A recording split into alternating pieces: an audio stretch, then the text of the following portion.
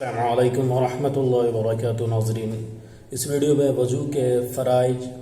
اور واجب سنت مستحب مکروہات اور وضو کن کن چیزوں سے ٹوٹتی ہے اس کے بارے میں وضو کی دعا پیش کر رہا ہوں۔ مجھے امید ہے آپ کو پسند آئے۔ وقت کو ضائع نہ کرتے ہوئے باتیں عرض کرتا ہوں کہ پہلا کہ وضو کے 4 فرائض ہیں۔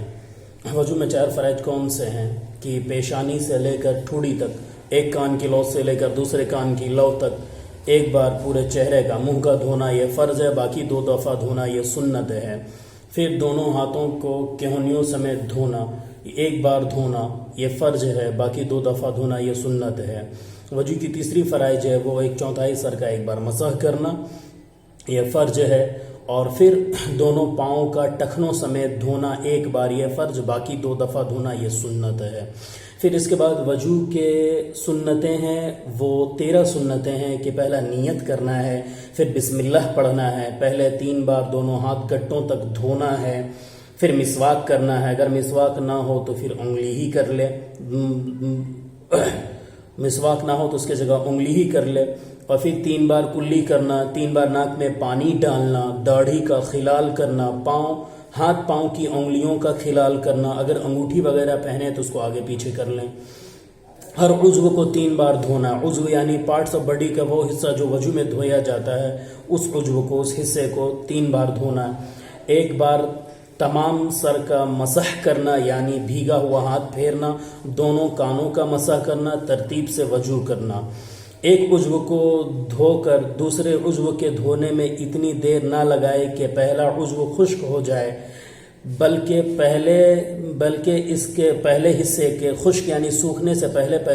دوسرے حصے کو دھو ڈالے، یعنی اگر ہاتھ دھو رہا ہے دایاں تو پھر دایاں ہاتھ دھونے کے بعد بائیں ہاتھ کو دھونے میں، یا دایاں پاؤں دھو لیے تو بایاں پاؤں دھونے میں اتنی دیر نہ لگائیں کہ دایاں ہاتھ یا دایاں پاؤں خشک ہو جائے دھوتے وقت، بلکہ ان کے سوکھنے سے پہلے دوسرے حصے کو دھو لینا ہے۔ پھر یہ ہو چکا وضو کے مستحب 5 ہیں کہ دائیں طرف سے شروع کرنا، بعض علماء نے اس کو سنت میں شمار کیا ہے اور یہی قوی ہے،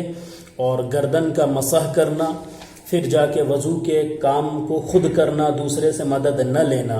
قبلہ کی طرف منہ کر بیٹھنا، پاک اور اونچی جگہ پر بیٹھ کر وضو کرنا۔ وضو میں 4 چیزیں مکروہ ہیں جو ناپاک جگہ پر وضو کرنا،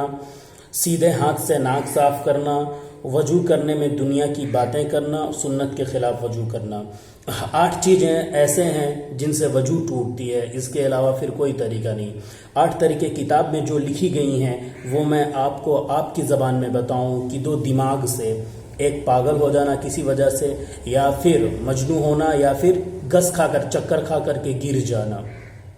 اس سے وضو ٹوٹ جاتی ہے۔ 2 منہ سے کہ نماز کے حالت میں کھلکھلا کر کے ہنسنا، ایسی ہنسی کہ آپ کے ہنسنے کی آواز آپ کے بغل والے کو سنائی دے۔ اگر آپ مسکرائیں اور آپ کا دانت دکھائی دیا لیکن آپ کے ہنسنے کی آواز آپ کے بغل والے تک نہیں پہنچی تو آپ کی وضو نہیں ٹوٹی۔ پھر منہ بھر کر کے الٹی ہونا، اس سے وضو ٹوٹ جاتی ہے، منہ بھر کر کے الٹی ہونے سے وضو ٹوٹ جاتی ہے۔ پھر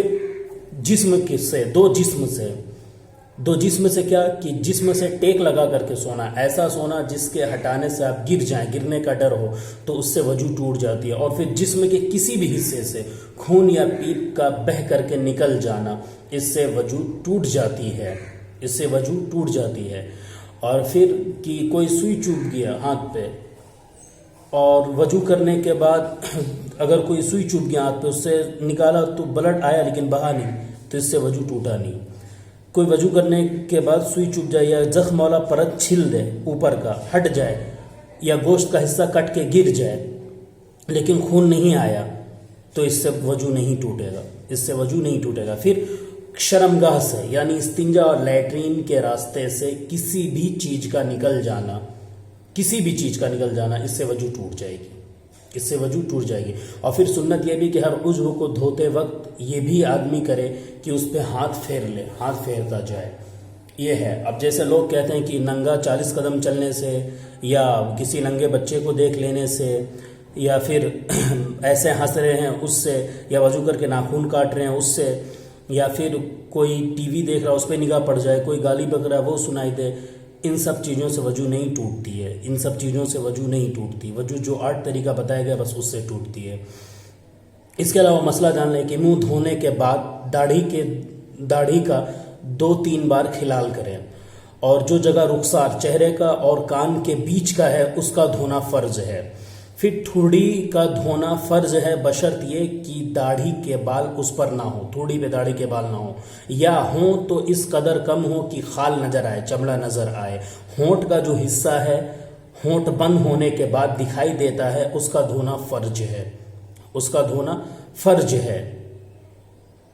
داڑھی یا مونچھ یا بھویں اگر اس قدر گھنی ہو کہ کھال نظر نہ آئے تو اس کھال کا دھونا جو چھپی ہوئی ہے فرض نہیں ہے، بلکہ بالوں پر پانی بہا دینا یہ کافی ہے۔ اس ٹائپ کے مسائل اور بھی کہ وقت سے پہلے وضو کرنا یہ مستحب ہے، یہ طریقہ آپ کو بتایا گیا۔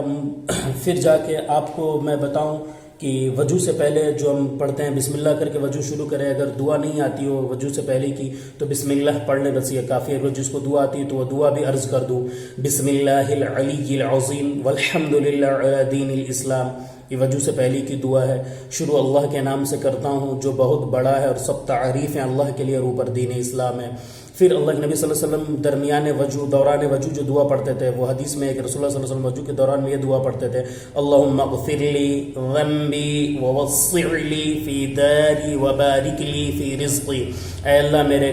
گناہ معاف کر دے اور میرے قبر کے گھر کو وسیع کر دے اور میرے رزق میں برکت دے۔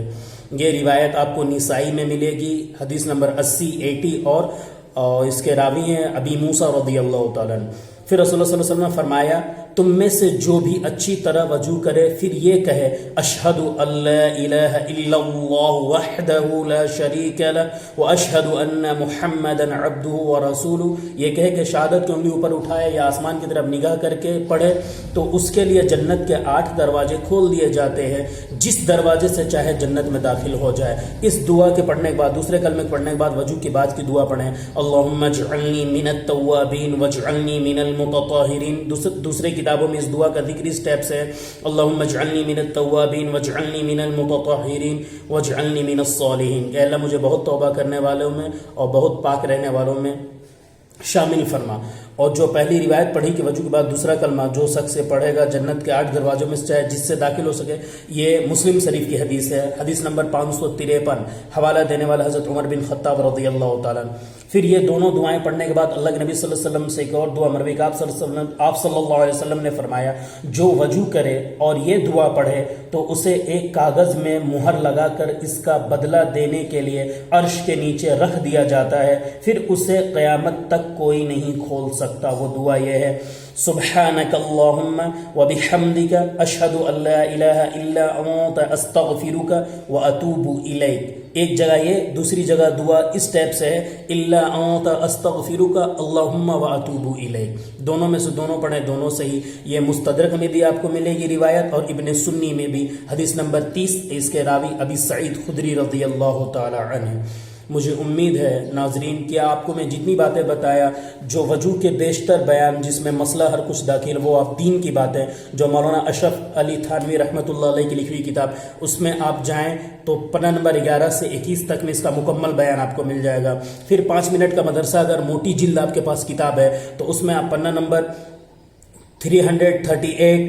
453، 457، 513، 662، یہ موٹی جلد 5 منٹ کا مدرسہ اس میں مل جائے گا۔ پھر اگر آپ کے پاس مسنون دعا کی کتاب ہے، مولانا عاشق الہی صاحب کی لکھی ہوئی کتاب، تو مسنون دعا میں آپ کو پیج نمبر 44، 45، 46، 47 اس میں یہ دعائیں مل جائیں گی۔ پھر اگر آپ کے پاس مفتی کفایت اللہ صاحب جنہوں نے تعلیم الاسلام لکھا ہے، مفتی کفایت اللہ صاحب جنہوں نے تعلیم الاسلام لکھا، تو تعلیم الاسلام کا حصہ دوم میں آپ کو پنہ نمبر 15 سے 18، 15 سے 18 میں یہ روایت مل جائے گی۔ ناظرین اگر آپ کو یہ جانکاری اچھی لگی ہو، سمجھ میں آیا ہو تو دوسروں تک پہنچائے، جانے انجانے میں اگر اس میں کوئی غلطی آپ کو نظر آتی ہے تو آپ مجھ سے کہہ سکتے ہیں۔ دعاؤں کا طلبگار ہوں۔ السلام علیکم ورحمۃ اللہ وبرکاتہ۔